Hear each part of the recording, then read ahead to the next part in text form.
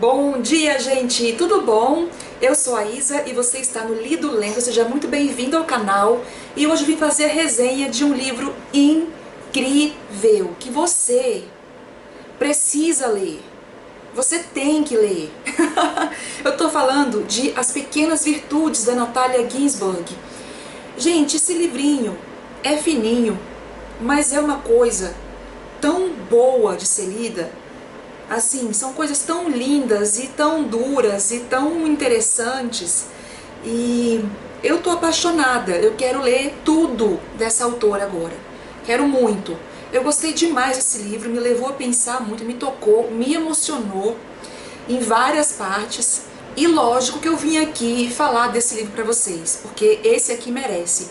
Eu ganhei esse livrinho aqui da Kozak Naif e no início não dei muita bola pra ele, eu confesso, mas quando eu comecei a ler ele já me conquistou assim de cara, e desde o primeiro conto eu já sabia que ia ser um livro incrível e que ia se tornar um dos favoritos do ano de 2015, e foi isso que aconteceu. A Natalia Ginzburg é italiana, ela nasceu em Palermo no ano de 1916, só que ela cresceu na cidade de Turim e ela era apaixonada por Turim, gostava muito, apesar dela não gostar muito da Itália.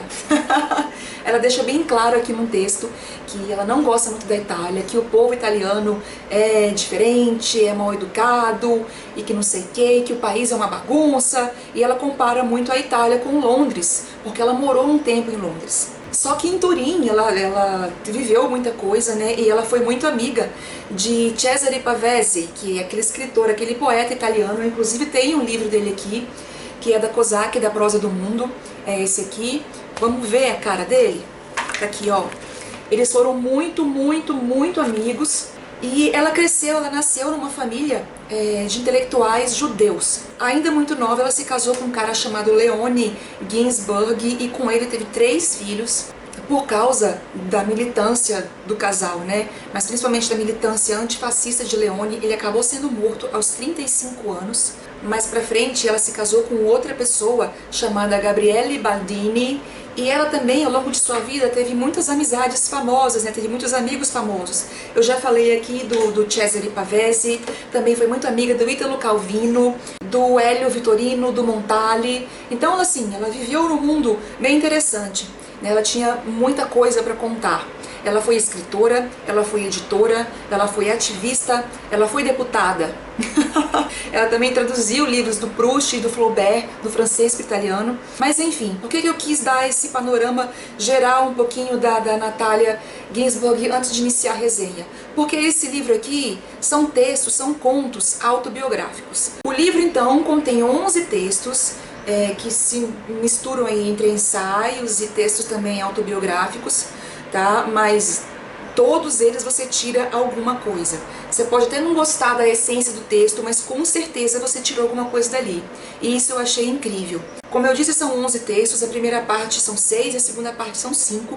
A primeira parte vai mais uma coisa mais ampla, tá? Ela fala um pouco mais de lugares, de pessoas, né? E a segunda parte é uma coisa mais intimista, é a minha parte preferida. Mas mesmo assim, a primeira parte do texto começa com um texto chamado Inverno em Abruzzo, que foi um texto que eu gostei muito, que Abruzzo foi a localidade, foi a cidade onde ela foi pro exílio, né, junto com o marido e os filhos. É muito bonito, então ela fala das diferenças da cidade, então ela vê tudo, ela vê o clima, o inverno, as flores, as folhas, as pessoas, e o quanto ela sente saudade da vida dela. Um outro texto dessa primeira parte que eu gostei muito foi o Retrato de um Amigo, onde ela fala, né, do Cesare Pavese e sua amizade com ele. Eles foram muito amigos mesmo.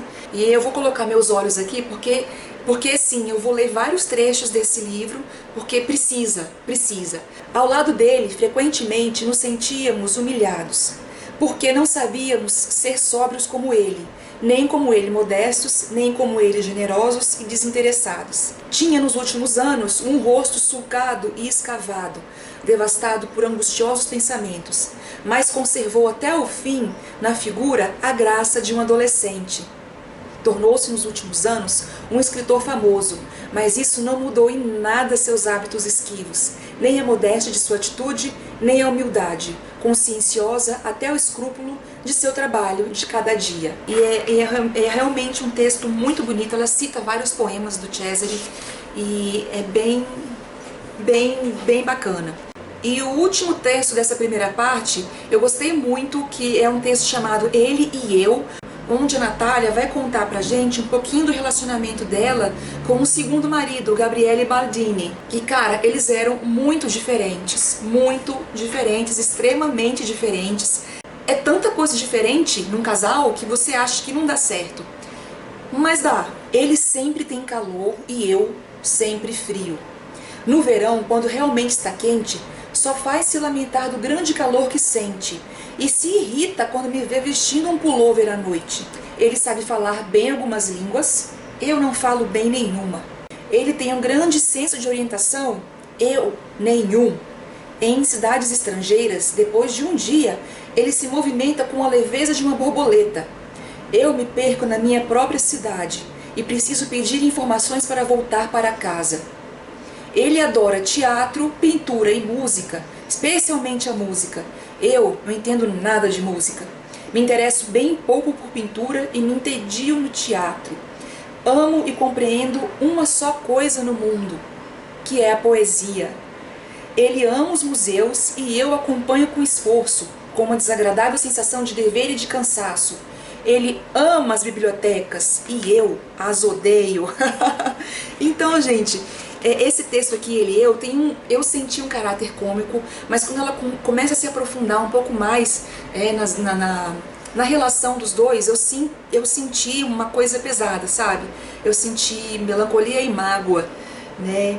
Mas o texto com certeza é muito bom e é um dos destaques do livro. Já na segunda parte, que com certeza é a melhor parte do livro, a gente tem uma coisa mais intimista da Natália. E no texto, O Filho do Homem, ela fala especificamente disso, de como a guerra afetou a vida das pessoas, de como a guerra transformou, de como as pessoas eram antes e depois da guerra, de como as gerações se transformaram por causa de uma guerra. Eu separei um trechinho aqui e eu vou ler. Para alguns, a guerra só começou com a guerra, com as casas desmoronadas e os alemães. Mas para outros ela começou antes, desde os primeiros anos do fascismo, e por isso a sensação de insegurança e de permanente perigo é ainda maior. O perigo, a sensação de precisar se esconder, a sensação de precisar deixar de repente o calor da cama e das casas. Assim foi para muitos de nós na Itália e em outros lugares. E se acreditava que um dia poderíamos caminhar em paz pelas ruas de nossa cidade. Mas hoje, quando talvez possamos caminhar em paz, hoje nos damos conta de que não nos curamos totalmente daquele mal. Não há paz para o Filho do Homem. As raposas e os lobos têm seus covis, mas o Filho do Homem não tem onde pousar a cabeça. Nossa geração é uma geração de homens. E depois desse texto incrível sobre a guerra, vem um dos textos mais fantásticos que eu já li sobre o ofício da escrita. E o texto se chama exatamente O Meu Ofício, onde ela fala pra gente sobre como ela se comporta durante o processo de escrita dela, do quão difícil é para ela escrever, certos tipos de coisas, né? Ela se alinhar com certos aspectos de escrita, né?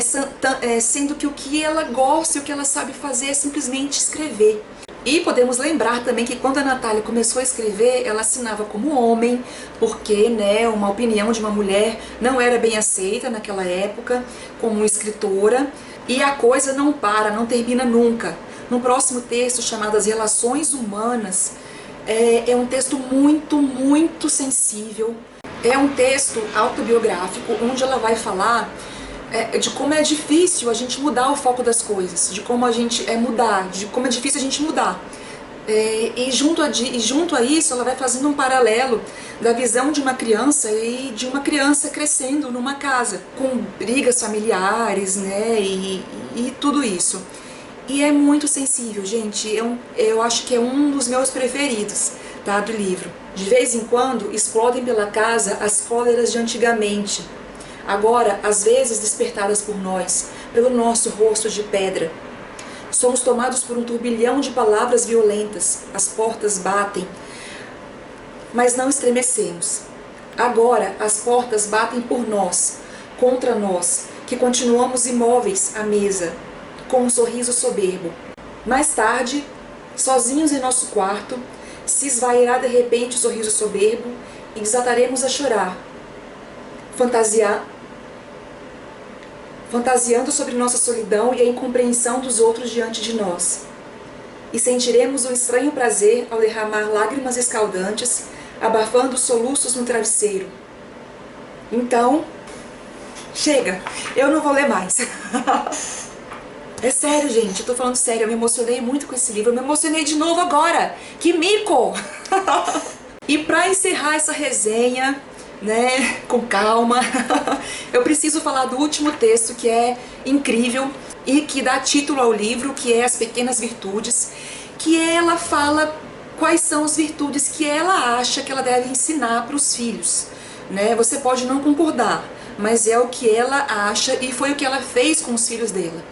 No que diz respeito à educação dos filhos, penso que se deve ensinar a eles não as pequenas virtudes, mas as grandes. Não a poupança, mas a generosidade e a indiferença ao dinheiro. Não a prudência, mas a coragem e o desdém pelo perigo. Não a astúcia, mas a franqueza e o amor à verdade. Não a diplomacia, mas o amor ao próximo e a abnegação. Não o desejo de sucesso, mas o desejo de ser e de saber. Enfim, gente, eu vou encerrar a resenha desse livro incrível, que nem foi muito uma resenha, né? Foi mais uma leitura, mas eu tinha que ler alguns trechos, eu precisava convencer vocês a lerem esse livro incrível. E eu vou finalizar essa resenha com um escritinho aqui do Alejandro Zambra, que é um autor que eu adoro, e ele escreveu o seguinte aqui na contracapa, ó. Uma escritora deslumbrante. Ler seus livros é recordar os próprios livros que não escrevemos, mas que gostaríamos de ter escrito como forma de retribuição. E o Ítalo Calvino falou aqui embaixo, uma lição de literatura. E é isso, gente, uma coisa bonita, leve, poética, melancólica, triste, dura, tudo aqui nesse livrinho pequenininho, e eu adoro quando isso acontece, vocês sabem, né? Gente, muito obrigada pela companhia, muito obrigada por assistir, tá? E se você gostou, me dá um joinha pra ajudar na divulgação do canal, se inscreva aqui no Lido Lendo pra acompanhar tudo que eu coloco aqui, e me acompanhe também nas redes sociais. Eu vou deixar as informações aqui do lado e também lá embaixo no box de informações, ok? Galera, muito obrigada pela companhia, muito obrigada por assistir, um beijo e até o próximo vídeo, que será, não sei ainda. Tchau. Obrigada.